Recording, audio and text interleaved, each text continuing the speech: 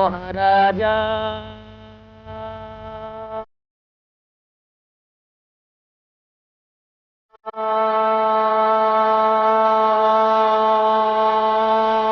তোমার সেলাম রাম রাম সালাম, মোরা বাংলাদেশের ছেলেরা, বাংলাদেশের ছেলেরা।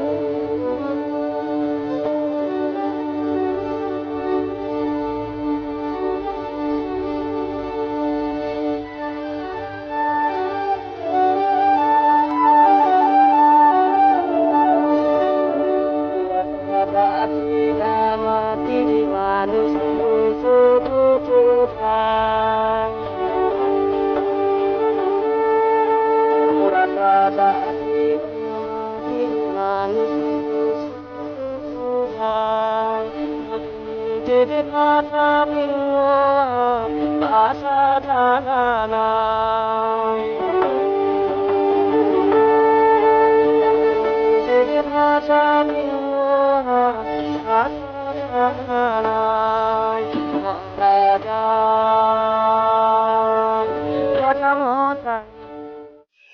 তো বেসিক্যালি দেখো, আমাদের পডকাস্টটা মূলত যাকে নিয়ে প্রত্যক্ষ বা পরোক্ষভাবে যিনি জড়িত রয়েছেন, তিনি সত্যজিৎ রায়। এবার তার জীবন নিয়ে কিছু কিছু প্রশ্ন করব, যেগুলি হয়তো এখনো অনেক মানুষের কাছে অজানা। মূলত তার আর্লি লাইফ বা ধরে নাও পথের পাঁচালীর পূর্ববর্তী জীবন কেমন ছিল, যদিও তুমি কিছুটা উত্তর দিয়েছো এর আগে, বাট এই অংশটুকু বাদ দিয়ে কেমন ছিল তার জীবন? সত্যজিৎ রায়ের জন্ম 2রা মে 1921 সাল। সেই সময় আমরা জানি যে একটা ভারতবর্ষের তখন একটা ব্রিটিশ শাসন চলছে, একটা ভীষণ উত্তক্ত সময়।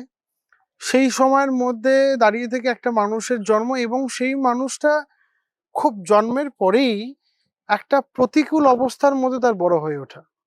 মানে সুপ্রভা দেবী, সুকুমার রায়ের যে স্ত্রী অর্ধাঙ্গিনী, উনি তখন সংসারের হাল সম্পূর্ণভাবে ধরেছেন। ওনার ছেলেকে উনি কোথায় পড়াবেন, কোথায় কোন স্কুলে পাঠাবেন, কিভাবে মানুষ হবে, একটা অ্যাটমসফিয়ার একটা প্রলং করে। এবং একজন সন্তান, সে তার পিতা ছাড়া, মানে পিতার যে নারিশমেন্ট, প্যাম্পারিং, এই সমস্ত কিছু ব্যাপার ছাড়া যে সে বড় হয়ে উঠছে, কিন্তু সেটা সুপ্রভা রায় কখনো বুঝতে দেননি তথাকথিতভাবে। এবং সত্যজিৎ রায়ের যেটা আমি আগেও বললাম আলোচনার সময়, যে সত্যজিৎ রায়ের বড় হয়ে ওঠার মধ্যে মানে এক তো সে শান্তিনিকেতনে গেল, পড়াশোনা করলো, সেইখানে গিয়ে আর্ট ওয়ার্কের উপরে তার কাজ শুরু হলো পরবর্তীকালে, মানে সেটা পরের কথা বলছি। তারপরে ইকোনমিক্স এইসব নিয়ে পড়াশোনা করলো।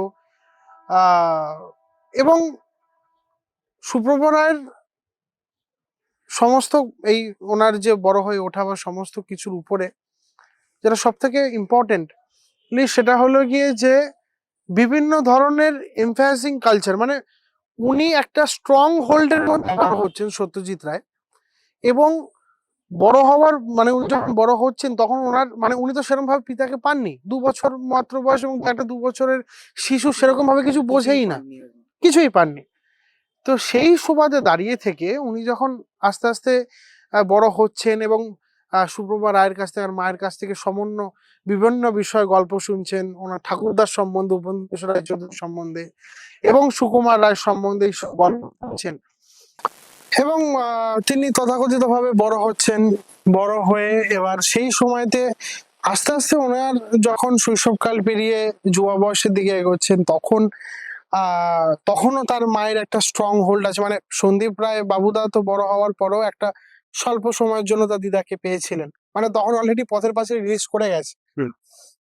তো যাই হোক, মানে এবং মানে সেই পথের পাঁচালী সিনেমার জন্য সে সোনা টোনা বন্ধক দেওয়া, তারপরে বিজয় রায় ব্যবস্থা করছে যে বলছে যে এলপি রেকর্ড এরকম ভাবে বেচে তুমি একটা এত বড় সিনেমাকে দাঁড় করাতে পারবে না।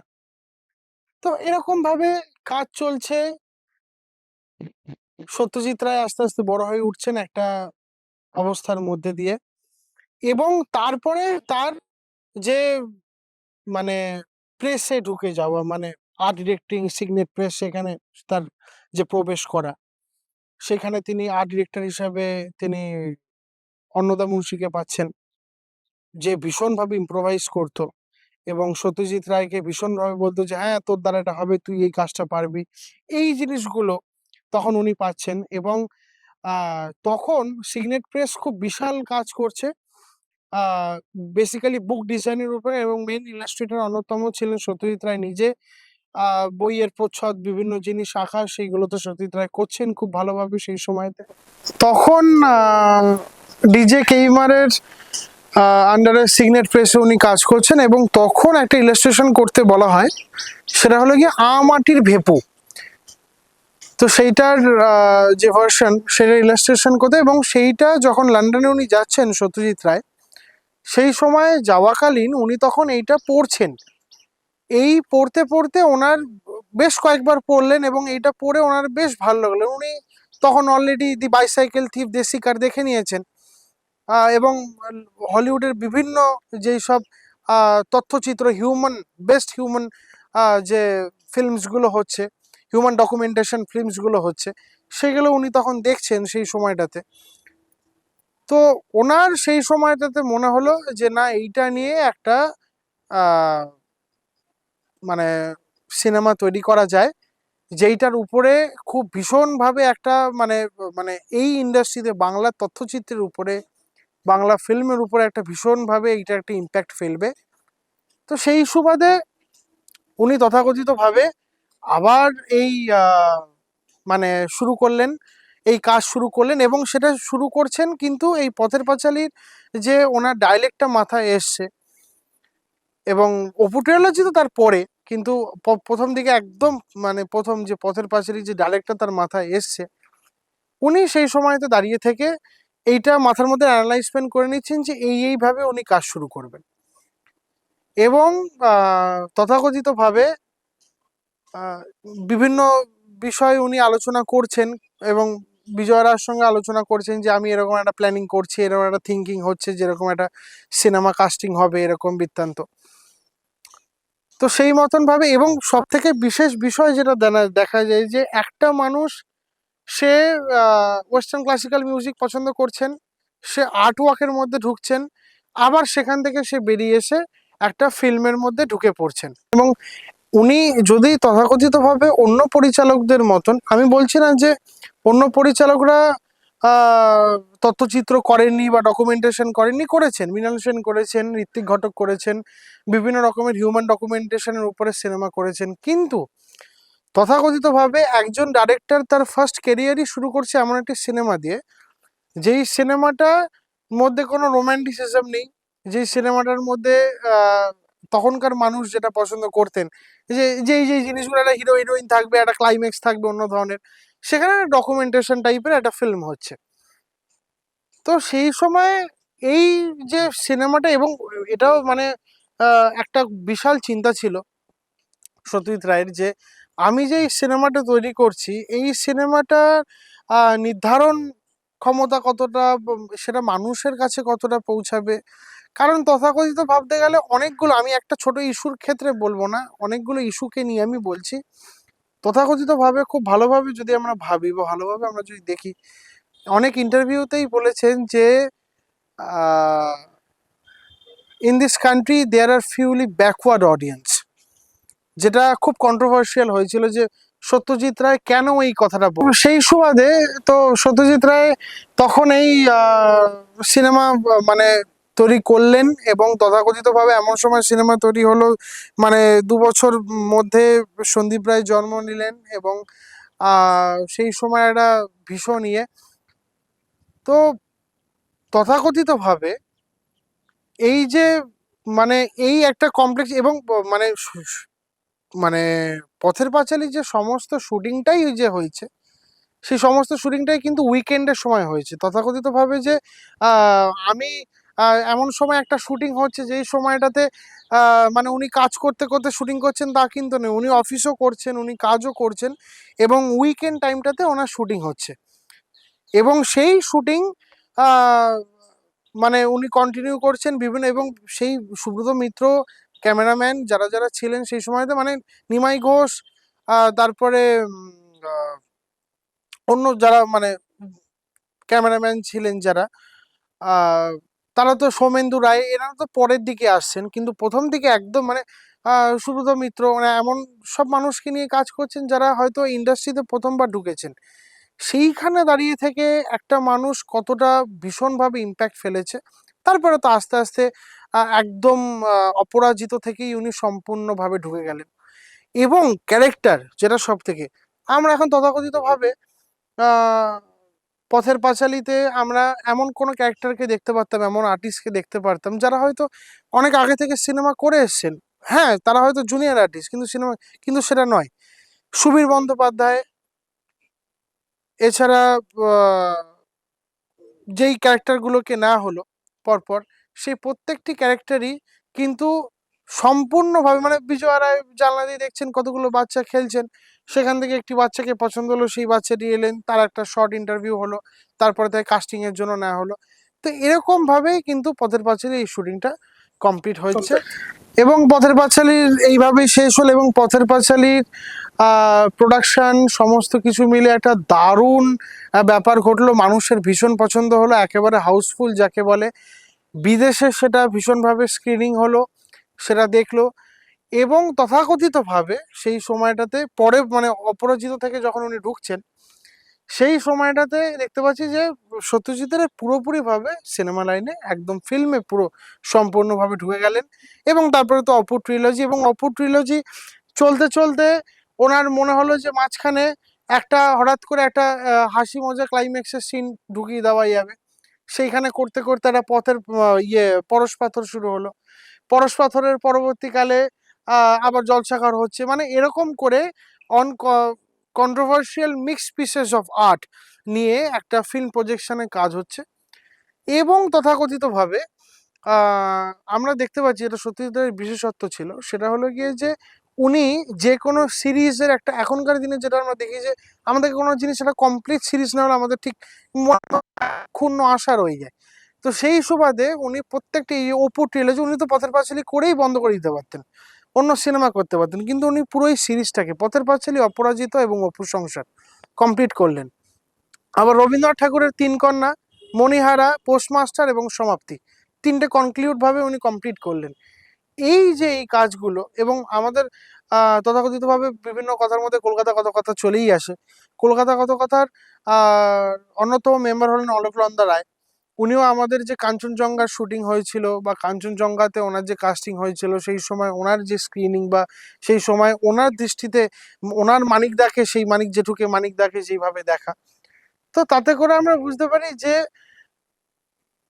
হলিউড বা তথাকথিতভাবে যে সত্যজিৎ রায়ের উপরে বেসিক ইনফরমেটিভ যে জিনিসগুলো আমরা জানতে পারি, এবং সত্যজিৎ রায় যে ওয়েস্টার্ন ক্লাসিক্যাল মিউজিক সঙ্গে এই যে তার মধ্যে একটা মিউজিক কম্পোজিশনেরও ব্যাপার আসছে, যে এক রাতের মধ্যে, মানে পথের পাঁচালীর এক রাতের মধ্যে ডেকে এনে পণ্ডিত রবি শঙ্করকে দিয়ে মিউজিক কম্পোজিশন কমপ্লিট করানো হয়েছিল। সেটা একটা বিশাল স্ট্যাগনেন্ট হিস্ট্রি, মানে। এবং বিশেষ বিষয়টা হলো গিয়ে যে এরকম হিউজ মাপের ক্লাসিক্যাল সিঙ্গার, এখন ক্লাসিক্যাল সিঙ্গার বা মিউজিশিয়ান যারা যারা আছেন তাদেরকে দিয়ে তো ভীষণ বড় বড় মিউজিক, এবার কথাকথিতভাবে হয়তো একটা শর্টের জন্য, একটা টেকনিক্যাল শর্টের জন্য হয়তো কোনো একটা শর্ট হয়তো কথা কথা 5 মিনিট 60 সেকেন্ড এরকম, সেই শর্টের জন্য হয়তো সেইটুকুনি মিউজিক দরকার, সেই মিউজিকটা বেড়ে আছে, সেটাকে কাট করে ক্রনিক্যালি সেটাকে বাদ করে দেওয়া হচ্ছে। তো এতে করে সত্যজিৎ রায় বুঝতে পারলেন যে না, এবার আস্তে আস্তে ওনাকে নিজেকে এই ব্যাপারে পারদর্শী করে তুলতে হবে। উনি নিজে মিউজিক কম্পোজিশনে আস্তে আস্তে ঢুকে গেলেন। এবং পরবর্তীকালে আমরা যেটা দেখতে পাই যে গুপি গাইন বাঘা বাইন বা চিড়িয়াখানা, যেই সিনেমাগুলো হয়েছে, সেইগুলোর উপরে ওনার যে মিউজিক কম্পোজিশন বা ওনার যে উহার বলে ওনার যে একটা সম্ভবত ওটা জার্মান রেকর্ডার ছিল, আমার এই মুহূর্তে ঠিক স্মরণে নেই, সেই রেকর্ডারে 3 রকমের ফ্লেক্সিং সাউন্ড হতো, 2.0 দিয়ে, 3.0 দিয়ে, বিভিন্ন রকমের মিউজিক কম্পোজিশন ওতে করে করা যেত। তো সেই মিউজিক কম্পোজিশন, ওই গুপি গাইন বাঘা বাইনের যে স্ক্রিনটা হচ্ছে সেখানে যে গানটা হয়েছিল, এবং তার মধ্যে সাউথ ইন্ডিয়ান একটা কোলাবোরাল মিক্স, আবার কখনো দেখা যাচ্ছে গুজরাটিয়ান একটা কোলাবোরাল মিক্স।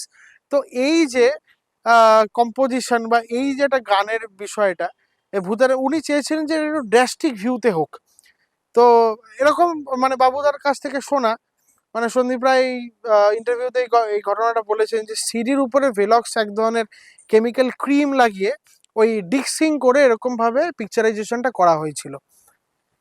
তা এইভাবেই একটা জার্নি চলতে থাকে, এবং যখন মিউজিক কম্পোজিশন শুরু করলেন নিজে, সমস্ত মিউজিক বিভিন্ন HMV রেকর্ডিং হাউসে গিয়ে, বিভিন্ন রেকর্ডিং হাউসে মিউজিক, এটা নিয়ে একটা ওনার ডকুমেন্টারি ফিল্মও আছে, দ্য মিউজিক অফ রে বলে। তো মিউজিক কম্পোজিশন করছেন, এই কম্পোজিশন করতে করতে উনি একটা জিনিস খুব ভালোভাবে বুঝতে পারলেন বা দেখতে পারলেন যে এই মানে উনি যদি তথাকথিতভাবে সেই শিল্পীদের নিয়ে কাজ করতেন, তাহলে ব্যাপারটা অনেক টাইপিক্যালিটির মধ্যে দিয়ে যেত।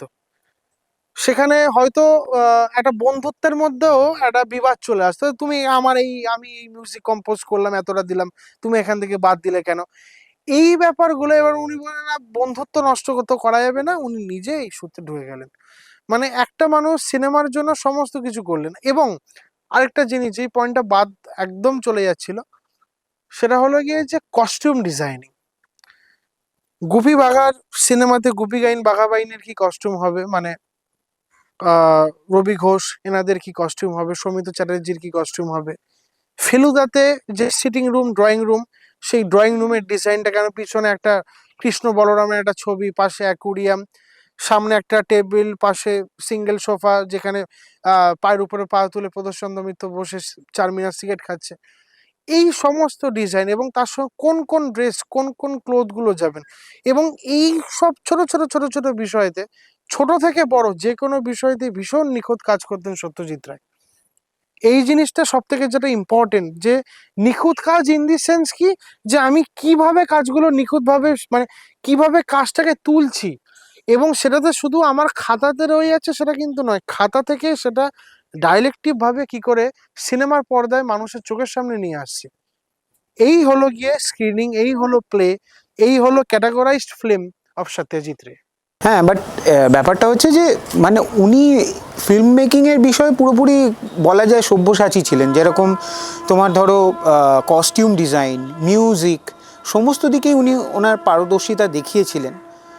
এবং সেটাই একটা আশ্চর্য, এবং আজকের দিনের ফিল্ম মেকারদের কাছেও শিক্ষার বিষয় আর কি। তো সত্যজিৎ রায় নিয়ে আমি যেটুকু মানে যেটুকু আমার নিজস্ব ব্যক্তিগত চর্চা বলতে পারো, সেটুকু থেকে অনুধাবন করে দেখেছি যে ওনার একটা বিজ্ঞান মনস্ক দিক রয়েছে, যেটা নিয়ে বিশেষ করে কোনো আলোচনা হয় না। এবং ওনার লেখা, ওনার সিনেমা, সমস্ত কিছুর মধ্যে ওই বিজ্ঞান মনস্কতা টা পরিলক্ষিত হয়। এবং যেটা মেন বিষয় সেটা হচ্ছে যে সত্যজিৎ রায়ের অন্যান্য দিক নিয়ে আলোচনা হলেও এই দিকটা নিয়ে বিশেষ কিন্তু কোনো আলোচনা হয় না, সায়েন্স ফিকশনের দিক। সায়েন্স ফিকশনের দিকটা। এবং সেটা কি এই কারণে বলতে পারো যে আমরা ফেয়ারলি ব্যাকওয়ার্ড অডিয়েন্স। হ্যাঁ, এইটা একটা বড় বিষয়।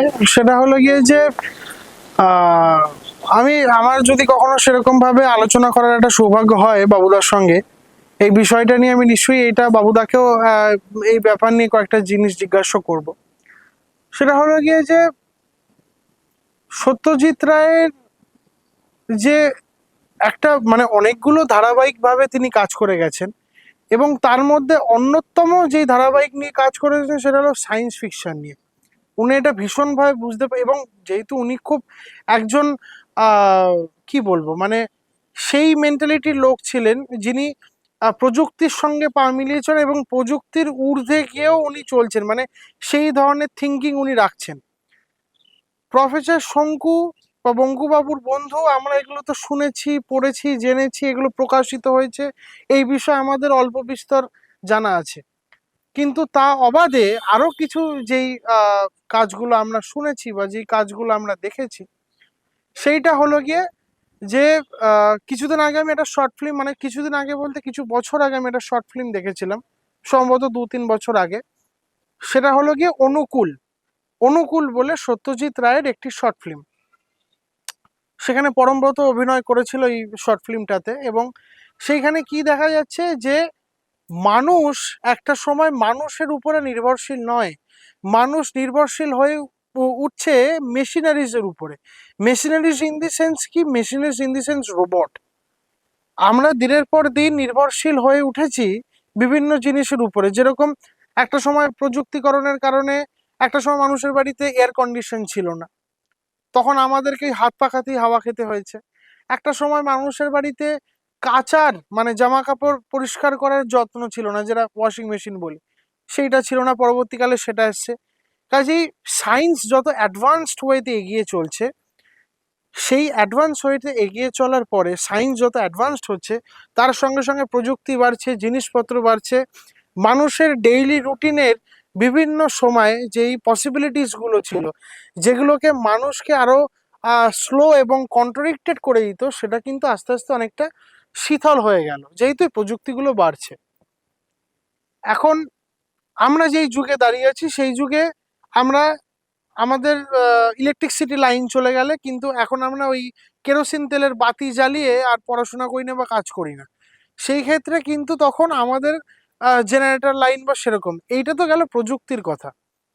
কথাকথিতভাবে সত্যজিৎ রায় প্রযুক্তির সঙ্গে পা মিলিয়ে, মানে সন্দেশে তো শিশু সাহিত্যের জন্য, বাচ্চাদের জন্য সমস্ত রকমের সময়, এবং সেই শিশু সাহিত্য শুধু আমরা বলছি কিন্তু আমরা তো এটাও শুনেছি ইন্টারভিউতে শুভজিৎ চক্রবর্তী বলছেন যে ফেলুদার যে উনি পড়ছেন, ফেলুদার সন্দেশে বেরোচ্ছে ধারাবাহিকভাবে, ফেলুদা উনি পড়ছেন, এবং শুভজিৎ চক্রবর্তী নিজেও আস্তে আস্তে নিজেকে ফেলুদা মনে করছেন, যে ওনার কোনো ফিমেল বন্ধু, ফিমেল ফ্রেন্ড নেই, উনি চারমিনার সিগারেট খাচ্ছেন, ঠিক আছে, উনি রবীন্দ্রসঙ্গীত পছন্দ করছেন, উনি চানাচুর কাই ভাজা খাচ্ছেন যেটা ফেলুদা পছন্দ করে। তাহলে এই জিনিসগুলো ঠিক আছে, কিন্তু সায়েন্স ফিকশনের ব্যাপারটা যেটা খুব ইম্পর্টেন্টলি একটা ইস্যু, সেটা হলো কি যে অনুকূল।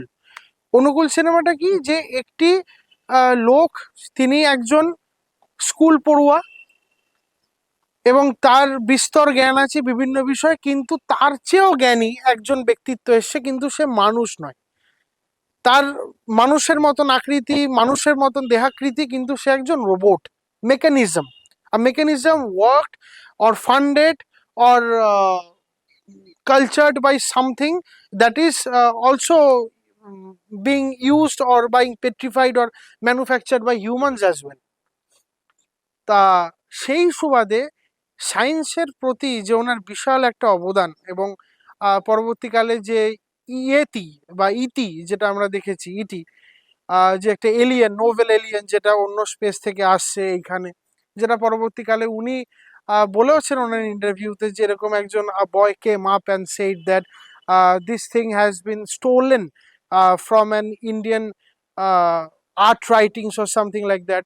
তো সেখান থেকে এসে, সেখান থেকে সেই জিনিসটা এসে তারপরে একটা পরিচালক সেটাকে নিয়ে কাজ করছেন, স্টিভেন স্পিলবার্গ, আমি নামই বলে দিচ্ছি, সেটা নিয়ে কাজ করছে। এবং সেটা নিয়ে আমি সেটাতে যাবো না, কারণ সেটা নিয়ে অনেক কন্ট্রোভার্সি আছে, অনেক কথা আছে সেটা নিয়ে।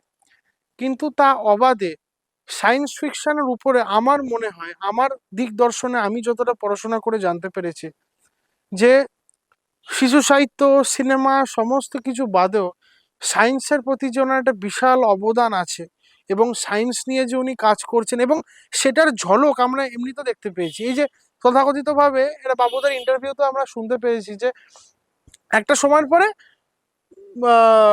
ওনার মায়ের কথাতে উনি কলা ভবনে যান, আর্ট ওয়ার্ক শেখেন শান্তিনিকেতন থেকে, এবং উনি চলে আসেন, রিটার্ন ব্যাক করেন।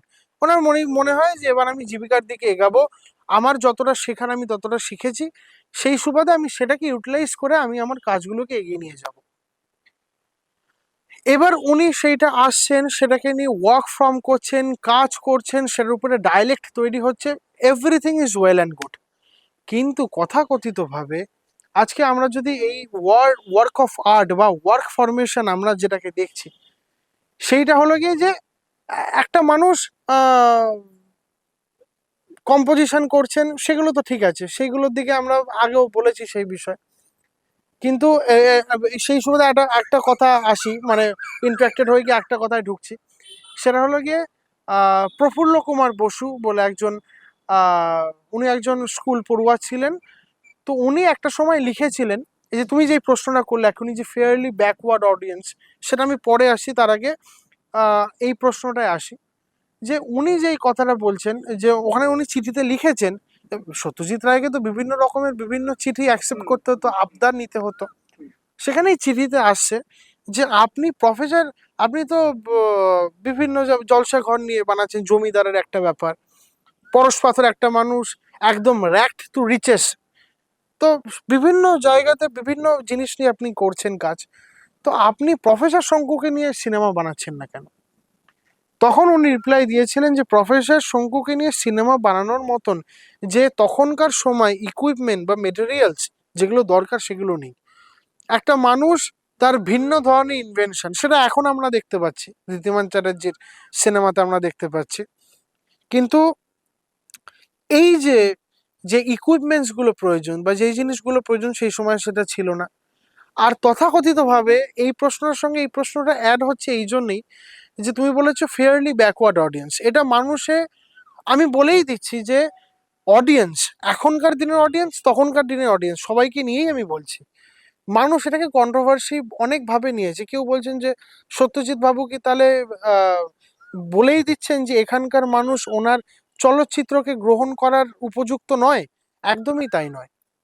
ওনার অন কনসার্ন যে ডায়ালেকটিক সিনেমা, যেই ফিল্মস গুলো তৈরি হয়েছে সেইগুলো হাই এমফ্যাসিং বা হাই ফ্রেস্কো, যেটাকে এক কথায় বলা চলে যে একটা বিষয় নিয়ে কিন্তু উনি আবদ্ধ নন। মানে একটা ধারাবাহিকভাবে রোমান্টিক সিনেমা হচ্ছে তো হচ্ছেই, একটা ধারাবাহিকভাবে কসমিক কমার্শিয়াল সিনেমা হচ্ছে তো হচ্ছেই, তা নয়। অপু ট্রিলজি করতে করতে উনি পরশ পাথরে চলে এলেন, ওখান থেকে জলসাঘরে চলে গেলেন। জলসাঘর মানুষ ভাবলেন যাক তাহলে এতদিনে সতীশ বাবু সিনেমা বানাচ্ছেন যেখানে নাচ গান থাকছে, কিন্তু তাই নয়। জলসাঘর সিনেমাটা তারাশঙ্কর বন্দ্যোপাধ্যায়ের আমরা যদি দেখি এই সিনেমাটা কিন্তু বিশাল বড় একটা ঘটনা। একটা জমিদার সমস্ত কিছু হারিয়ে ফেলে সেইখানে তবুও তার মধ্যে সেই রাজকীয় সত্তাটা রয়েছে যে হ্যাঁ আমি শেষ হয়ে গেলাম, নিঃস্ব হয়ে গেলাম, তবুও কিন্তু আমার মধ্যে এই সত্তাটা রয়ে যাচ্ছে, এই বিষয়টা রয়ে যাচ্ছে যে আমি আমার কিন্তু মানে সেই কি বলবো, মানে সেই রাজ সত্তাটাকে চালিয়ে যাব। বাই নাচ হবে, লোক আসবে, মজলিস বসবে, আমি ঘোর সোয়ার হব। আমার তাতে স্ত্রী মারা গেছে, ওই যে ছবি বিশ্বাস যে বলছে তার নায়ককে, তুমি কি করে বললে যে এই বাড়ির অর্থ শেষ হয়ে গেছে? এটা কখনো সম্ভব না, এখনো রায়গিন্নিদের গয়না আছে। মানে উনি রায়গিন্নিদের গয়না বন্ধক রেখে বাড়ির অনুষ্ঠান করতে রাজি, কিন্তু উনি এস্টেট বা সমস্ত কিছু সামলাতে উনি তখন রাজি নন। তাহলে এইগুলো খুব একটা ইম্পর্টেন্ট ডায়ালেকটিক সিনেমা যেটা মানুষের মন ছুঁয়ে যাচ্ছে, কিন্তু তবুও মানুষ কোথাও গিয়ে একটা চাইছে যে এমন একটা সিকোয়েন্স হোক যেটা আহ সবার জন্য বোঝার মতন একটা ব্যাপার হয়। কিন্তু সেরকম দিক থেকে তৈরি দেখতে গেলে তো সেরকম সিনেমাও তো উনি করেছেন, ফেলুদা করছেন। সেখানে ফেলুদার সিনেমা একদম নবীন থেকে প্রবীণ সবাই বুঝতে পারছে, সেই সিনেমাকে উপভোগ করছেন। আবার ঘরে বাইরে হচ্ছে, রবীন্দ্রনাথ ঠাকুরের একটি লেখনীর উপরে নির্ধারণ করে সেই সিনেমা চারুলতা হচ্ছে, খুব সুন্দর। কিন্তু এই সিনেমাগুলো কাইন্ড অফ আ ডাইলেকটিভ, তো সেই সুবাদে হয়তো এই কথাটা উনি বলেছিলেন। এবং তুমি যে বললে যে বলিউডের উপরে, বলিউডের যখন এর একটা বিষয় যে সত্যজিৎ রায় যখন কাজ করছেন, তপন সিনহা, তারপরে মৃণাল সেন, এদের সঙ্গে কথাবার্তা আলাপ আলোচনা হচ্ছে, সব মানে হয়তো আহ, উৎপল দত্তকে নিয়ে এখানে একটা কাজ করছে, আহ মানে তপন সিংহ একটা কাজ করছেন, পাশের ডাইরেক্টিং স্ক্রিনিং হাউসেই হয়তো কাজ করছেন সত্যজিৎ রায়। এনার কাস্টিং দেখতে আসছেন, ও ওনার কাস্টিং দেখতে আসছেন, উনি বলছেন হ্যাঁ এটা খুব ভালো হচ্ছে, উনি আবার বলছেন হ্যাঁ তুমি আমার সিনেমাটা এরকম হচ্ছে, তুমি কিন্তু অবশ্যই দেখতে এসো, আমার খুব ভালো লাগবে। এবং সব থেকে বড় ব্যাপার যেটা, সত্যজিৎ রায় প্রচন্ড পরিমাণে খুব ভালো সিনেমা দেখতেন, বুঝতেন, উনি প্রচুর বই পড়তেন, উনি নিজে একজন খুব বড় মাপের কালেক্টর ছিলেন, উনি প্রচুর পুরনো বই সংগ্রহ করতেন, সেখান থেকে পুরনো বই সংগ্রহ করে সেখান থেকে বিভিন্ন জিনিস উনি অ্যানালিটিক ভাবে লিখতেন, সেগুলোর উপরে ফিল্ড নোটস তৈরি করতেন, এবং উনি জানতেন এই বিষয়গুলো। এবং তারপরে ওনাকে বলেন যে আপনি কি শুধু বাংলাতেই চলচ্চিত্র কাজ করে যাবেন কি, আপনি বলিউডেও আসুন। তারপরে তো আস্তে আস্তে শুরু হলো শতরঞ্জ কে খিলাড়ি, এবং এইখানে এই যে মানে আমজাদ খান, যাকে আমরা শোলে সিনেমাতে দেখেছি, ভীষণ একটা ডায়ালেকটিক একটা মুভ, ওরকম একটা চেহারা নিয়ে, তাকে সেই মানুষটিকে উনি কোথায় একজন কমার্শিয়াল পার্টের অ্যাক্টরকে নিয়ে, কমার্শিয়াল পার্ট বলে ভুল বলা হবে, এরকম একজন অ্যাক্টরকে নিয়ে ভার্সেটাইলি উনি কাজ করছেন কি অ্যাজ আ মানে নবাব ওয়াজিদ আলী শাহ হিসাবে। তো এই জায়গাতে মানে দেখা যাচ্ছে যে উনি কোন ক্যারেক্টারিস্টিক্সকে কোন ক্যারেক্টারিস্টিক্স এর মধ্যে ফেলছেন এবং সেটাকে নিয়ে উনি মুভমেন্ট করছেন। এবং সমস্ত প্রসঙ্গের অন্যতম প্রসঙ্গ হলো গিয়ে যে এখনো অবধি যেটা সমস্ত সবার প্রিয়ভোগ্য, সেটা হলো কি প্রফেসর শঙ্কু বা বঙ্কুবাবুর বন্ধু বা অনুকূল, এই গল্পগুলো যে উনি কতটা এই বিষয়ে চর্চা করেছিলেন। যেরকম বিভূতিভূষণ বন্দ্যোপাধ্যায় কোনোদিনও আফ্রিকাতে যাননি, কিন্তু উনি চাঁদের পাহাড় রচনা করেছিলেন, সেটা কিন্তু সমস্ত ওনার জ্ঞানের উপর নির্ধারণ করে বা বই পড়ে।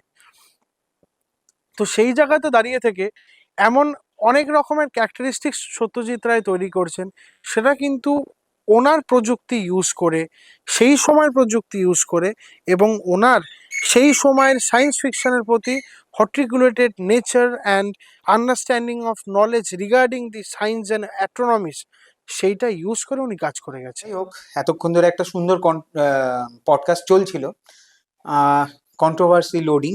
বন্ধুরা, একটি এক্সক্লুসিভ প্রশ্ন করতে চাই, যেটা এখনো অবধি সত্যজিৎ রায়কে নিয়ে করা কোনো পডকাস্টেই আসেনি। বেসিক্যালি একটি ছবি আমরা দেখি, সেটা হচ্ছে রবীন্দ্রনাথের সঙ্গে খুদে সত্যজিৎ রায়। হ্যাঁ, রবীন্দ্রনাথ ঠাকুর পাশে একটা চেয়ারে বসে লিখছেন এবং এবং পাশে সত্যজিৎ রায় দাঁড়িয়ে আছে। হ্যাঁ, এই ছবিটা সম্পর্কে তুমি আমাকে বলেছো যে এটি সর্বৈবভাবে প্রচারিত মিথ্যা। প্লিজ। হ্যাঁ, অবশ্যই তুমি যেটা বললে কন্ট্রোভার্সি লোডিং, ইয়েস, কন্ট্রোভার্সি না থাকলে আর তখন পডকাস্ট হবে না। যাই হোক, তো সেই সুবাদে একটা কথা বলি, রবীন্দ্রনাথ ঠাকুরের সংস্পর্শে সত্যজিৎ রায় বড় হয়ে উঠেছেন, এটা ঠিক কথা।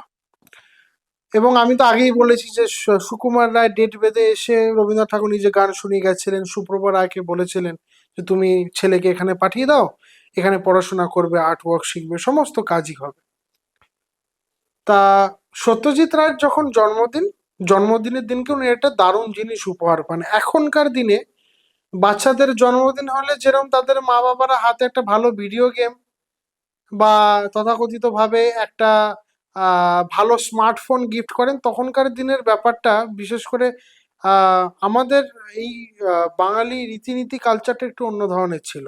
কেকের ব্যাপার ছিল না, পায়েস ছিল, মানে এগুলো আউট অফ টপিক, তা আমি হালকা করে ছোঁয়া দিচ্ছি যে আমাদের কলকাতা কত কথার প্রদর্শনী বা আমাদের কালেকশন এই জন্যই যাতে মানুষের মধ্যে সেই পুরনো সত্তাটাকে আমরা কোথাও জাগিয়ে তুলতে পারি। তথাকথিত ভাবে সত্যজিৎ রায় যখন তার জন্মদিনের দিনকে, আমার ঠিক সেই মানে ইয়েটা মনে নেই ওনার কততম জন্মদিন ছিল সেটা, ওনার মা সুপ্রভা রায় ওনাকে একটি অটোগ্রাফ ডায়েরি গিফট করেছিলেন। এখন কথা হতে পারে যে একটা অটোগ্রাফ ডায়েরি বদলে একটা ভালো খেলনা গিফট করতে পারতো, বা একটা কোনো অন্য ধরনের বই গিফট করতে পারি, অটোগ্রাফ ডায়েরি। এবং যেহেতু ততদিনে সত্যজিৎ রায় মানে অল্প বয়স হলেও, বয়সে ছোট হলেও তিনি যথেষ্ট মানে জানেন রবীন্দ্রনাথ ঠাকুরের কাজ পড়ছেন, এবং রবীন্দ্রনাথ ঠাকুর তখন জীবিত, বয়সকাল কিন্তু তখন তিনি জীবিত। তো সেই সময় ওনার ইচ্ছা ছিল যে উনি ওনার মাকে বলেছিলেন যে মা, আমি শান্তিনিকেতনেতে এমনি যাবোই পড়াশোনা করতে, তো সেই সুবাদে তোমার সঙ্গে যাওয়ার তো একটা ব্যাপার আছে, তো আমি এরকম একটা অটোগ্রাফ নিতে চাই।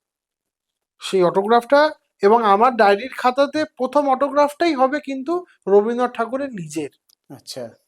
এবং রবীন্দ্রনাথ ঠাকুরের কাছে যখন উনি গেছিলেন, মা ওনাকে নিয়ে গেছিলেন যে এই সেই ছোট হিরে মানিক্যর একটা ভান্ডার, তখন অনেকক্ষণ রবীন্দ্রনাথ ঠাকুর শ্রী কবিগুরু ওনার দিকে তাকিয়েছিলেন এবং থেকে খুব ভালো করে পর্যবেক্ষণ করেছিলেন যে এই ছেলেটির মধ্যে কোনো একটা, এবং এটা একটা ঘটনা যে মহৎ মানুষ যারা হয়, খুব মহাত্মা যারা হয়, খুব বড় মাপের যারা সেই উচ্চাঙ্গিক পরিস্থিতি পজিশনে পৌঁছে গেছেন, তারা না সেরকম একজন মানুষকে সামনে আসতেই বুঝতে পারেন যে এরকম, যে পণ্ডিত রবিশঙ্কর তার ইন্টারভিউতে বলেছেন যে আমি যখন প্রথম কাজ করা শুরু করি ওরকম একটা হাইট, ওরকম একটা ব্যাপার, অবশ্য তখন তো অনেক পরের কথা বলছি, আমি তখনই বুঝতে পেরেছিলাম যে পরবর্তীকালে এই মানুষটা কিছু একটা হবে, এই মানুষটার একটা বিশাল নাম হবে, এই মানুষটা একটা বিশাল জায়গায় যাবে, এবং তাই তো হলো।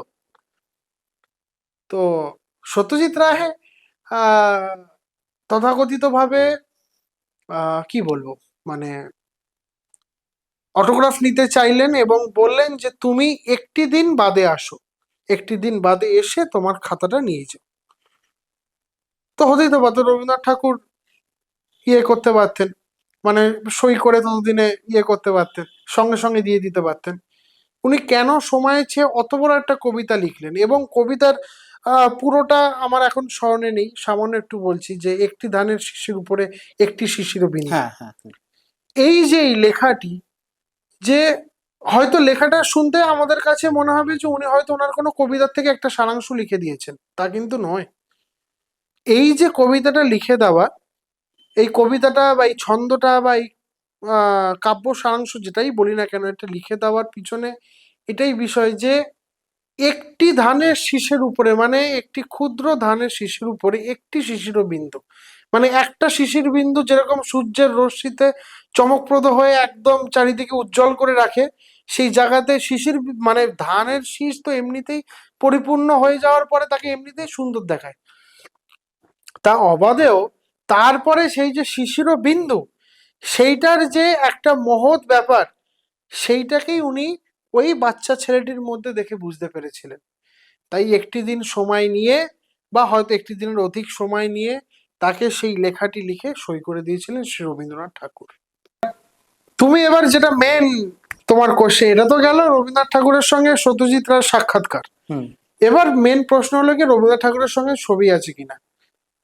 আমি মনে করি এতক্ষণ ধরে আমরা অনেক রকমের আলোচনা করলাম বিভিন্ন বিষয়, একটা জিনিস আমি মনে করি যে অন্তত এরকম ধরনের মানুষ, যেই মানুষকে নিয়ে শুধু পশ্চিমবাংলা বা কলকাতা বা ভারতবর্ষ নয়, সারা বিশ্ব যাকে নিয়ে এখন অব্দি স্মরণে রেখে, যাকে নিয়ে কাজ হচ্ছে, যার সিনেমা, যার ফিল্ম এখন অব্দি বাইরে কাস্টিং হচ্ছে, এত প্রজন্ম চলে গেছেন, আমরা বহু আগে শ্রী রবীন্দ্রনাথ ঠাকুরকে হারিয়েছি, কবিগুরুকে হারিয়েছি, কিন্তু এখনো পাঠ্যপুস্তক বই অবাধে মানুষের বাড়িতে বাড়িতে কিন্তু একদম সিংহাসন যেখানে থাকে সেখানে রবীন্দ্রনাথ ঠাকুরের ছবি পূজিত হয়। সেই জায়গাতে দাঁড়িয়ে থেকে আমার অন্তত মনে হয়েছে যে এই সব মিথ্যে বা ভুয়ো প্রচার, কারণ রবীন্দ্রনাথ ঠাকুরের সঙ্গে সত্যজিৎ রায়ের কখনো ছবি নেই, কোনো ছবি কোথাও নেই, কখনো ছবি তোলাই হয়নি। একটা ছোট সিকোয়েন্স যেখানে রবীন্দ্রনাথ ঠাকুরের সঙ্গে মানিকবাবু যাচ্ছেন, দেখা করছেন, অটোগ্রাফের জন্য অ্যাপ্রোচ করছেন, উনি সময় দিচ্ছেন, অটোগ্রাফটা নেওয়া হচ্ছে, শেষ। কিন্তু এইখানে যদি ছবি থাকবে তাহলে তো সেটা রে সোসাইটি, আবার সেই রে সোসাইটি ঘুরে ফিরে আসছে, তাহলে তো রে সোসাইটির আর্কাইভেই থাকছে। যেই ছবিটা দেখা হয় বা যেই ছবিটা, যে রবীন্দ্রনাথ ঠাকুর একটি আলমোড়া চেয়ারে বসে কাজ করছেন, লিখছেন, এবং পাশে রবীন্দ্রনাথ ঠাকুর বসে আছেন, সেটা অন্য একজনের ছবি। সেই ব্যক্তি বিশেষের, সেও একজন বিখ্যাত ব্যক্তি বিশেষ, তার নাম আমার স্মরণে ছিল, এখন আমার স্মরণে নেই, কিন্তু রবীন্দ্রনাথ ঠাকুরের সঙ্গে সত্যজিৎ রায়ের কোনো কারণ, এবং এইগুলো আমি অনেকবার অনেক জায়গায় প্রোটেস্ট করেছি, বলেওছি যে এই মিথ্যে প্রচারগুলো করবেন না। একটা মানুষ মহৎ, একটা মানুষ বড়, সেই মানুষটাকে সেই জায়গাতে দাঁড়িয়ে থেকে সম্মান করা উচিত, নাকি তাকে নিয়ে কন্ট্রোভার্সি যেটা সব জায়গাতে হয়ে থাকে। হ্যাঁ, এতে করে হয়তো কিছু সংখ্যক মানুষের অনেক ক্ষেত্রে সুবিধা হয়, যে একজন বৃহৎ মানুষকে নিয়ে কাজ করলে যে সুবিধাগুলো হয় সেরকম সুবিধা হয়তো হয়, কিন্তু এতে করে আক্ষিকভাবে একটা মানুষকে কিন্তু আমি অপমান করছি। যখনই একটা মানুষের সম্বন্ধে আমি অবৈব কোন রকমের মিথ্যে প্রচার করছি, এরকম কোনো ছবি, কোনো ডায়ালেকটিভ কিন্তু নেই। তো আমাদের পডকাস্ট প্রায় শেষ অংশে, এবং যাদেরকে অন্তর থেকে ধন্যবাদ না জানালে এই পডকাস্টটি কমপ্লিট হয় না, তারা হচ্ছে কলকাতা কথা, যাদের তুমিও একজন সদস্য। এবং এই যে রে সোসাইটি, রে আর্কাইভ, এখানে সংগ্রাহকদের অবদান কিরকম সেটা তুমি যদি একটু বলো। কলকাতা কত কথা নিয়ে বলতে গেলে আমার সত্যজিৎ রায় আমার খুব ভাগ্য, এই জন্যই বলি যে আমি খুব ভাগ্যবান। কারণ যেই মানুষটাকে আমি ঈশ্বরের আসনে বসিয়েছি, যেই মানুষটাকে নিয়ে আমি কাজ করে এসেছি, এবং ছোটবেলা থেকে মানে আমার শৈশবকাল এখনো, মানে যাই হোক, তা সে এখন অব্দি করে চলছি। সবার আশীর্বাদ ভালোবাসা অদূর ভবিষ্যতেও করে চলবো, ইচ্ছা আছে। সংগ্রহ সমস্ত বিষয় এই ব্যাপারে সব দিক থেকে আগ্রহ আমাকে জানিয়েছে এবং আগ্রহ দিয়েছে, প্রদর্শনী করেছি কলকাতা কথকতার পক্ষ থেকে। এবং চন্দ্রনাথ দা, মানে চন্দ্রনাথ চ্যাটার্জি, স্বনামধন্য, যাকে নিয়ে একটু আগে আলোচনা, বিমল চন্দ্র চট্টোপাধ্যায়ের ছেলে, উনিও একজন বিশিষ্ট লেখক, সাংবাদিক, এবং আমাদের কলকাতা কথকথার মেন্টর, ডিরেক্টর সবই বলা চলে। এবং তার সঙ্গে ফাল্গুনী দত্ত রায়, প্রফেসর শীর্ষেন্দু মুখার্জি, উজ্জ্বল সর্দার, এরকম অনেক ব্যক্তিত্বরা আছেন যারা এই কলকাতা কথকতার সঙ্গে বহুদিন ধরে 2016 সাল থেকে তারা এই কাজ করে যাচ্ছেন। আমাদের তখন যখন এক্সিবিশন কিউরেশন হয় তখন আহ সৌমিত্র চ্যাটার্জি, এরকম অনেক বিশিষ্ট ব্যক্তিরা এসেছিলেন। তা এই একটা বিষয়, সেটা হলো গিয়ে যে রে সোসাইটির থেকেও বড় বিষয়, রে সোসাইটি তো নিজেদের জিনিস আর্কাইভ করছেন, সত্যজিৎ রায়ের উপরে আর্কাইভ করছেন, সেটা ঠিক আছে, কিন্তু সত্যজিৎ রায় যে সিনেমাগুলো করছেন, একটা সিনেমা করতে গেলে সেই সিনেমা সম্বন্ধে যথেষ্ট জ্ঞান, পারদর্শিতা, সেই সিনেমা সম্বন্ধে বিভিন্ন বিষয় অ্যানালাইজমেন্ট করা খুব ইম্পর্টেন্ট যে কোনো ডাইরেক্টরের ক্ষেত্রে। সত্যজিৎ রায় যখন ডাইরেকশন নিচ্ছেন, বা যখন উনি কোনো একটা স্ক্রিন প্লে নিয়ে চিন্তা করছেন, বা নতুন কি সিনেমা তৈরি করবেন সেটা নিয়ে ভাবছেন, তার মধ্যে অধিকাংশ সিনেমার ক্ষেত্রেই যেটা হচ্ছে যে সেইখানে বিভিন্ন ধরনের পৌরাণিক জিনিস, বিভিন্ন ধরনের জিনিসের প্রয়োজন হয়ে উঠছে। এবং এইখানেই আসছে, আমি বলবো না সংগ্রাহকদের অবদান, আমি এখানে বলবো সংগ্রাহকরা ভালোবেসে নিজেদেরকে উৎসর্গ করছেন এই সব মহৎ কাজের জন্য। একটি সংগ্রাহক, তার সংগ্রহতে বিভিন্ন জিনিস থাকছে। 1939-এ ব্যবহৃত একটি কলমও থাকছে, সেখান থেকে বেলজিয়াম কার্ড গ্লাসের একটা ল্যান্টেন ভেসও থাকছে, কোথাও জার্মান পোর্সিলেন থাকছে, কোথাও অনেক পুরনো বই থাকছে, হাতির দাঁতের আইভরির ফিগার থাকছে, বিভিন্ন জিনিস থাকছে, এটা সংগ্রাহকের সংগ্রহতে। যদিও বা এখানে একটা কশন অ্যাক্ট দিয়ে দিই, আইভরি কিন্তু এখন ব্যান্ড। তো সেই সুবাদে মানে কলকাতার অন্যতম প্রথম অ্যান্টিকুয়েরিয়ান নির্মল কুমার যখন শতরঞ্জকে খেলে, ওনার বাড়িতে একটা বিশাল আড্ডা, নির্মল কুমারকে নিয়ে এই সময়তে এবং অনেক পত্রিকাতে লেখা হয়েছে, প্রথম অ্যান্টিকুয়েরিয়ান উনি ছিলেন, এবং ওনাকে নিয়ে প্রচুর লেখালেখি হয়। বলা যেতে পারে যে কলকাতার অন্যতম প্রথম প্রখ্যাত সংগ্রাহক উনি ছিলেন। পেপার কাটিং, যে এফিমেরা ডকুমেন্ট, পেপার কাটিং, এইসব যে সংগ্রহ হতে পারে, সেইটা হয়তো ওনার হাত দিয়েই সূচনা হয়েছে। এবং শতরঞ্জকে খিলাড়ি, এছাড়া সিপাই মিউটিনির সময় যেই বইগুলোর ভীষণভাবে প্রয়োজন হয়েছিল, সেখানে যে পান দান, বিভিন্ন আমরা শতরঞ্জকে খিলাড়ির সিনেমাতে দেখেছিলাম, বা আমরা যে যেই শোট গুলো দেখেছিলাম, বা যেই ওই পাশা খেলার, দাবা খেলার যেই ক্লাসিক সেটটা দেখতে পেরেছিলাম, এগুলো কিন্তু সমস্তই পার্সোনাল নির্মল কুমারের আর্কাইভ থেকে আনা। এবং ওনার তথাকথিত ভাবে, এবং ওনার পরে যে পরিমল রায়, বিশিষ্ট সংগ্রাহক, পরিমল রায় সম্বন্ধে জানেন অনেক, খুব কম লোকই আছে। পরিমল রায় বিশিষ্ট সংগ্রাহক, যতীন দাস পার্কের ওখানে ওনার বাড়ি ছিল। ওনাকে আমি হয়তো নির্মল কুমারকে পাইনি, আমি একলব্যের মতো নির্মল কুমারকে সারা জীবন স্মরণ করে গেছি। ওনার উনি যেভাবে, উনি তো 3 ডাইমেনশনাল আর্টিফ্যাক্ট নিয়ে কাজ করতেন, বিভিন্ন সংগ্রহ করেছেন বিভিন্ন সময়। এবং তারপরে আমি পরিমল রায়কে খুব স্বল্প সময়ের জন্য পেয়েছিলাম, ওনার কাছ থেকে অনেক জিনিস শিখতে পেরেছি। এবং পরিমল রায় তারপরে, মানে নির্মল কুমারের পরেই যদি কেউ এসে থাকেন তাহলে পরিমল রায় অন্যতম অ্যান্টিকুয়েরিয়ান কালেক্টর, প্রিজার্ভেটর। উনি নিজেকে বলতেন আমি সংগ্রাহকের থেকে সংরক্ষক বেশি। তো উনি বিভিন্ন জিনিস সংগ্রহ করেছিলেন, এবং সংগ্রহ করে করে যেরকম ঘরে বাইরে যেই আমরা যে আমরা একটা সিন আছে যেখানে সাথীলেখা সেনগুপ্ত অনেকগুলো সোনার মোহর ছড়িয়ে দিচ্ছেন যে যাও এগুলো নিয়ে যাও, সৌমিত্র চ্যাটার্জিকে দিচ্ছেন। এই যে সোনার মোহর, এরকম অনেক ছবি টবি আছে যে এরকম পরিমল রায়ের সঙ্গে সত্যজিৎ রায়ের একটা সম্পর্ক হয়, খুব ঘনিষ্ঠ একটি সম্পর্ক হয়। এবং যখন শ্রী পরিমল রায় উনি মারা গেছেন, খুব দুঃখের বিষয় আমাদের কাছে, আমরা একজন অভিভাবকহীন হলাম। তো এই পরিমল রায়ের বিভিন্ন জিনিস, বিভিন্ন সংগ্রহ কিন্তু আমরা বিভিন্ন মানে যতগুলো সিনেমা আছে তার মধ্যে বিভিন্ন সেটে পরিমল রায় সেই সংগ্রহগুলো করে আনতেন শুধুমাত্র সত্যজিৎ রায়ের সিনেমাতে ব্যবহার করার জন্য। এবং উনি অনেক জিনিস এরকম দান করে গেছেন ওনার শেষের দিকে।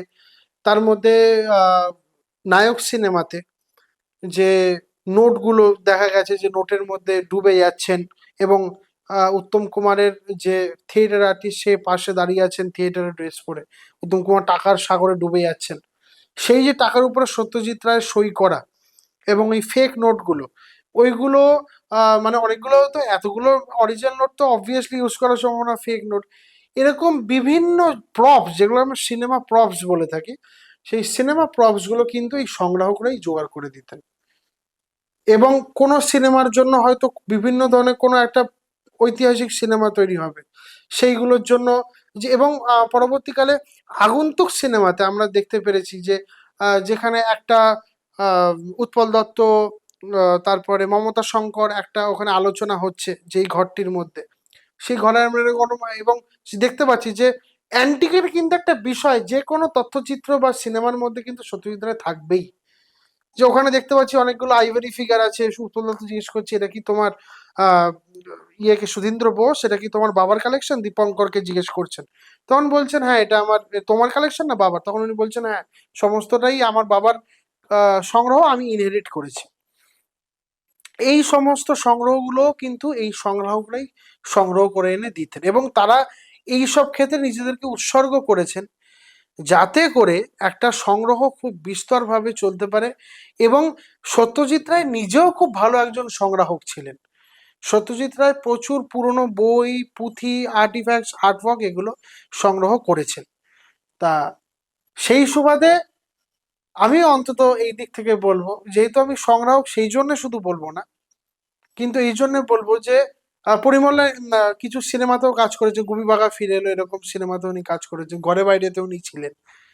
তো এই সুবাদে বলবো যে সংগ্রাহকদের একটা বিশাল, বা কোনো জায়গায় গিয়ে বিশালও যদি না বলি, একটা অন্তত জায়গা আছে সত্যজিৎ রায়ের কাছে। বন্ধুরা, চিড়িয়াখানা কিন্তু আমার অত্যন্ত ফেভারিট একটি সিনেমা, এবং সেই চিড়িয়াখানার সঙ্গেও আজকে আমাদের যিনি অতিথি স্পন্দন, তার একটি যোগাযোগ রয়েছে। তো বেশি ডিলে না করে ওর কাছ থেকেই জেনে নেব যে কি যোগাযোগ এবং তার ডেসক্রিপশন। চিড়িয়াখানার সঙ্গে যোগাযোগ বলতে আমি আসলে জানতাম না এই বিষয়টা, আমি এটা অনেক পরের দিকে জানতে পারি। মানে সেটা ওই 2016-17 সাল নাগাদ সুবীরা রায়, হুম। সুবীরা রায় হলো গিয়ে আমার মায়ের জেঠিমা। আচ্ছা।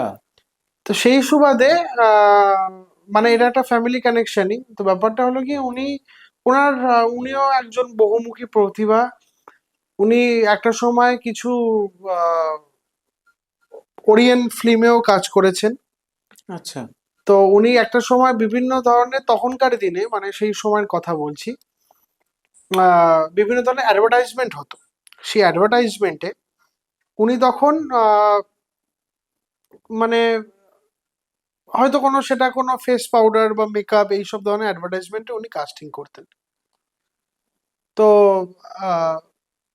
সেই সুবাদে উনি তখন পড়াশোনা করছেন, কলেজ টলেজ সবে হয়তো শেষ করেছেন বা পড়াশোনা করছেন।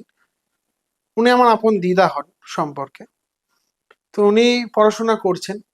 তো সেই সময় তখন একটা স্ক্রিনিং চলছে, একটা কাস্টিং চলছে, একটা অ্যাডভার্টাইজমেন্ট শুট হচ্ছে, সেটার কাস্টিং এ উনি আছেন। সেই সময় ওনার সঙ্গে সেই সময় পরিচয় হয় একজন, সম্ভবত উনি একজন টেকনিশিয়ান ছিলেন সত্যজিৎ রায়ের এই যে টেকনিশিয়ান এই ক্রু গ্রুপের মধ্যে। তো উনি তখন বলেছিলেন যে চিড়িয়াখানা সিনেমা এরকম একটা হচ্ছে, সত্যজিৎ বাবু মানিক বাবু এরকম একটা সিনেমা করছেন, তো তুমি কি করবে? তুমি কি একটা শর্ট আছে, তুমি কি সেখানে করবে? দুটো একটা শর্ট আছে, ওখানে তুমি করতে পারো। আমি বললাম, হ্যাঁ নিশ্চয়ই আমি করবো। এবং সেই সময়তে সুবীরা রায়, মানে পরবর্তীকালে উনি চক্রবর্তী হন, উনি বিয়ের আগের কথা বলছি, এটা ওনার বিয়ের আগের কথা, উনি ওনার বাবাকে নিয়ে বিশপ লেপ্রা রোডের বাড়িতে আসেন। এবং সেই টেকনিশিয়ান ভদ্রলোকও সেই সময় ছিলেন, উনি তখন ল্যান্ডলাইন নাম্বার দিয়ে দিয়েছিলেন যোগাযোগ করার জন্য। এবং বিশপ লেপ্রা রোডের বাড়িতে যখন দিদার কাছ থেকে শোনা যে উনি যখন গেছেন, দরজা খুলেছেন স্বয়ং সত্যজিৎ রায় নিজে, আমার দিদা তো একদম দেখে যে এরকম একজন, স্টারস্ট্রাক যেটা বলা হয়। হ্যাঁ একদম এত বড় লম্বা চওড়া একজন চেহারা, এরকম গুরুগম্ভীর গলা, কিন্তু হ্যাঁ ভয় পাননি। যে অনেকে বলে ওনার একটা গম্ভীর গলার আওয়াজ, দরাজ গলা, হুম আমি হুম। ভয় পাচ্ছি, ওরকম কোনো ব্যাপার নেই। বসলেন যে আসো, তখন টেকনিশিয়ান ভদ্রলোকও ছিলেন। উনি বললেন যে মানিকদা, আপনি বলছিলেন আপনার সিনেমাতে মুকুলের পাঠ করার জন্য একজন অভিনেত্রী দরকার, তো উনি তো এরকম অ্যাডভার্টাইজমেন্ট এজেন্সিতে আছেন, কাজ করছেন, আহ বিভিন্ন অ্যাডভার্টাইজমেন্ট তো ডাইরেক্টে উনি কাজ করেছেন, তো আপনি কি এনাকে দিয়ে কাজ করতে পারেন? তো ওনাকে দেখে স্বাভাবিকভাবে পছন্দ হয়, পছন্দ হয়ে আহ একটা শর্ট ইন্টারভিউ, তারপরে একদম সেটে গিয়ে ডাইরেক্ট শুটিং তৈরি। এবং সেটা সম্ভব্য আমাদের এরকমই কোনো রিজিয়নাল এরিয়াতে, ওই যে গোলাপ কলোনি আচ্ছা। চিড়িয়াখানা, যেটা ব্যোমকেশ বক্সী, এবং সত্যজিৎ রায় ফেলুদার আগেও তো ব্যোমকেশ বক্সীকে নিয়েই কাজ করেছেন। তো এইটা আমাদের খুব একটা ভীষণ দারুণ ব্যাপার যে সত্যজিৎ রায় আহ ইয়েকে নিয়ে কাজ করছেন, ব্যোমকেশ বক্সীকে নিয়ে কাজ করছেন। মানে উনি এমনই একজন, হয়তো সেই তথ্যে পরিচালক ছিলেন যিনি তথাকথিতভাবে ডিটেকটিভ কাহিনী অন্যতম ব্যোমকেশকে নিয়ে কাজ করেছেন, ফেলুদাকে নিয়ে কাজ করেছেন, নিজে একজন ফেলুদা সিরিজের রাইটার হয়। তা সেই সুবাদে দাঁড়িয়ে থেকে অনেক ছোট একটা দুটো ঘটনা বলছি। তো যখন ওই বাসে করে সমস্ত ক্রু টিমটা যেত, আমার দিদা ওখানে অন্যতম, তো উনি তখন গল্প করেছেন যে বিজয় রায় পান খেতেন, বিজয়রা অনেকবার পান দিয়েছেন, পান খাইয়েছেন আমার দিদাকে, এবং বিজয়রা অনেকবার রান্না করে নিয়ে যেতেন, এবং বিভিন্ন রকমের রান্না, কখনো সেটা স্যান্ডউইচ হতে পারে, কখনো সেটা মাংস কষা হতে পারে, তার সঙ্গে রুটি বা পরোটা, এরকম জিনিস উনি রান্না করে নিয়ে যেতেন। এবং এটা তো খুব অস্বাভাবিক ব্যাপার, কিছু না স্বাভাবিক, কিন্তু ওনার কাছে পরবর্তীকালে সেটা মনে হয়েছিল যে এরকম একজন ব্যক্তিত্বের সঙ্গে কাজ করে। এবং একটা সিন আছে যেখানে আহ, উত্তম কুমার অ্যাজ এ ব্যোমকেশ বক্সী, উনি একটা সাপ নিয়ে খেলা করছেন তার ঘরের হ্যাঁ মধ্যে, হ্যাঁ। এবং সেই সাপটাকে হাতের মধ্যে মুড়িয়ে সেটাকে মানে আমার দিদাকে ভয়ও দেখাচ্ছেন। মানে এরকম একটা হাসি মজার মধ্যে দিয়ে কিন্তু কাজটা গেছে। আমার দিদা যে প্রথমবার সিনেমায় কাজ করছেন সেই নিয়ে ওনার মধ্যে একটা ভীত ও সন্ত্রস্ত ব্যাপার, একটা ভয়, আমি কি করব, কিভাবে কি হবে, ওরকম কোনো ব্যাপার নেই, খুব ইজিলি। মানে আমরা শুনেছি যে মানুষের কাছ থেকে যে মানুষ বুঝিয়েছেন, এরকম ভাবে বলেছেন, এইভাবে কাজ হয়েছে, আলাদা বিষয়। নিজের পরিবারের এমন একজন ব্যক্তিত্বর কাছ থেকে শোনা, যেই ব্যক্তিত্ব বলছে যে সে নিজে কাজ করেছে, সেটা একটা অন্য ধরনের এক্সপিরিয়েন্স। তো আমার সেটা অন্তত আমার দিক থেকে সেটা মনে হয়েছে, এবং সেটা উনি বলেছেন যে এইভাবে কাজ হয়েছে, এইভাবে ডাইরেক্ট হয়েছে, সেটা খুব মুভিং আমার জন্য। আমি খুব আমি অনেক একটা সময় অবধি পেয়েছিলাম, কিন্তু দুর্ভাগ্যবশত ওনার কাছে যে স্ক্রিপ্ট গুলো ছিল সেগুলো কোথাও হারিয়ে ঠারিয়ে গেছে। সেগুলো হয়তো আমরা আর্কাইভ করতে পারতাম, বা রেড সোসাইটি আর্কাইভের হেল্পের কাজে আমি ওনাদেরকে দিলে এটাও ওনাদের কাজে লাগতো। কিন্তু যা হোক, এর একটা, it was a nice experience being a grandson of such a great person. তো বেসিক্যালি আমরা পডকাস্টের সেই অংশে আছি, যে অংশে কিনা আমরা আমাদের অতিথিদের কাছ থেকে তাদের সমস্ত সম্পত্তি নিজেদের নামে লিখিয়ে নিই, বিশেষ করে তাদের আশীর্বাদ বা তাদের শুভেচ্ছা। তো সেই অংশে এসে গিয়েছি। তো আমাদের এবং বন্ধুরাকে তুমি যদি কিছু আশীর্বাদ তো বলতে পারি না, বয়সে অনেক ছোট, শুভেচ্ছা যদি দিতে পারো একদম কিছু। একদম।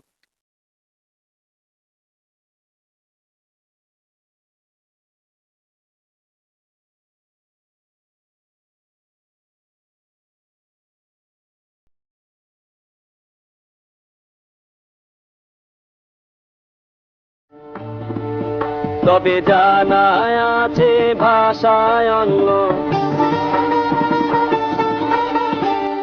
তোমারে শোনায় ধন্য এসেছি তাহারি জন্য রাজা তবে জানা আছে ভাষায় অন্য তোমারে শোনায় ধন্য এসেছি তাহারি জন্য রাজা মহারাজ